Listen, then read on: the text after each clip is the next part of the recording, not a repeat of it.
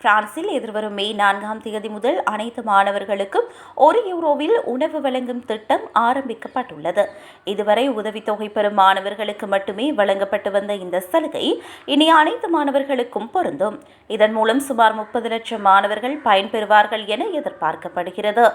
இந்த சலுகை பல்கலைக்கழக மாணவர்கள் மட்டுமல்லாது முனைவர் பட்ட மாணவர்கள், தொழிற்பயிற்சி மற்றும் பணி கல்வி திட்டத்தில் உள்ளவர்கள் மற்றும் பொதுப்பணி தன்னார்வலர்களுக்கு பொருந்தும்.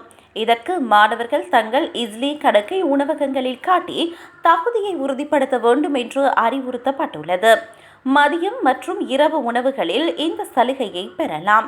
ஒரு மாணவர் ஒரு வேளைக்கு ஒரு உணவு மட்டுமே பெற முடியும். இந்த €1 திட்டத்தில் ஒரு முக்கிய உணவு மற்றும் இதனுடன் 2 பக்க உணவுகள் அடங்கும்.